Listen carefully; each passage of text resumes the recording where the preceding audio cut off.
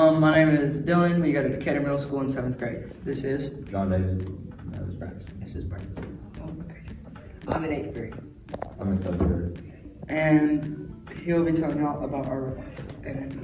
Our robot has 2 arms on it. It's meant to pick up trash. On the front of it, we have a shovel built on the front. So if something's really stuck in the ground, it can go there and dig it out. We built the 2 arms originally from a design on a website, but we've changed the design a lot because this was shorter here, and we had to extend it and make it where it could actually pick up cans and trash on the ground. Decided to do this project because we've noticed that there's lots of trash around just in the streets and stuff, and there's not enough people to pick it up and not enough people willing to pick it up, so we figured robots would be an easy way to do that. It took us about a week to do it because when we built it originally, the robot was just stock and there was these wheels on it, and we had to add longer arms on it and do better wheels. We used Mindstorm's EV3, and the hardest part on it was definitely getting the arms to work.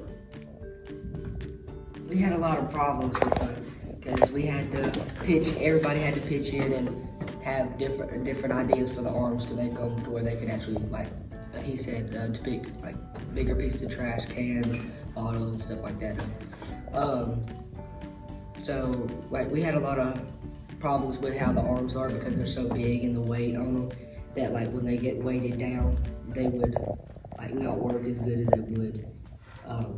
So we had, and like after you used them for so many times, like they would fall off. So we had to make them to where they stayed on and put more attachments on them, which that made them a little heavier. So we had problems with that too. Dillon practically saved our robot one time because the gear that's going behind the brick that hooks to the arms got messed up, and we would have to take the whole thing apart, but Dillon came up with a new idea to fix it. So we didn't have to take the whole robot apart and start all over because he saved our robot. We had wheels on it originally, but we kind of wanted to make it like sort of like the Wall-E robot just because of it's a very good robot. Everybody likes the robot. I mean, nobody's really mean to it or whatever, so we put tank treads on it. We put the old style tank treads on it. We figured that would work better than the wheels, which it is. We could turn it a lot better. We did have problems with the turning too. So like when we would try to turn it, it wouldn't turn it. It would just go straight and backwards, and we had to fix how the gears are on the bottom where the wheels are. So at first we've tried multiple ways to have a better grip on it. First we had no grip. It was just like this plain Lego. The can would slip out and fall. So then we tried these little rubber pieces that would go on the axles.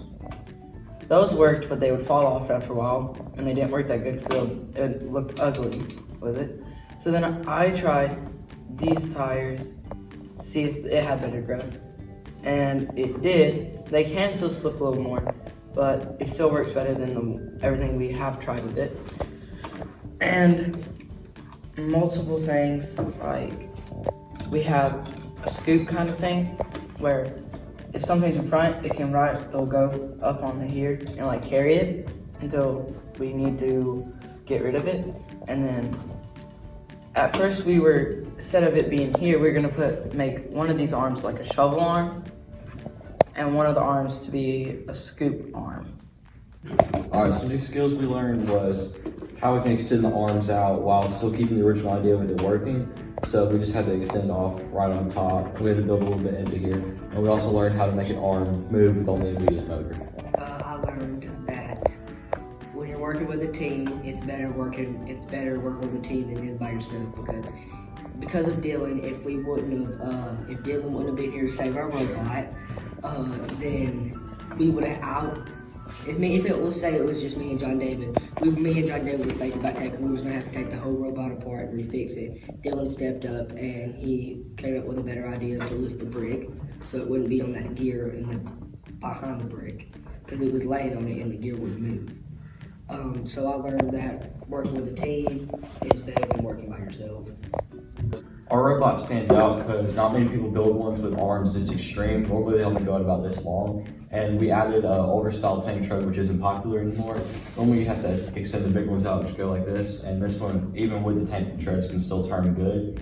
And it can be controlled either by remote control or by program. So, and it has color sensors on it, so if it like runs into something or gets close to falling off of something, they can detect where it's going to go. And it's hidden and it won't fall off if it hits something. And the turning is a lot better, and the arms can grip a lot more and hold a lot more than just stock robots. I think one of the reasons why our robot will stand out too, I'm adding to John David saying that, like I said a while ago, we're trying to make it look like Wall-E, and a lot of people like the movie Wall-E. They think he's cute and stuff. So I think that's one of the how our robot will stand out a little bit more too. This up here reminds people of Wall-E, the way it looks like two eyes. This thing can benefit people by making the environment more cleaner, where they can actually walk their dogs and just like not have to have them on a leash and just let them walk around and not having to worry about them eating trash or getting poisoned by something. It also keeps a lot of people complain about rats and stuff like that. I think all the trash off the road will keep rats, ants, and other insects away from other people's homes. So maybe so let's say there was trash on a person's road and nobody picked it up, then that might cause rats to their house. But if this picks it up, then it might not cause rats, insects, or any other bugs to their house.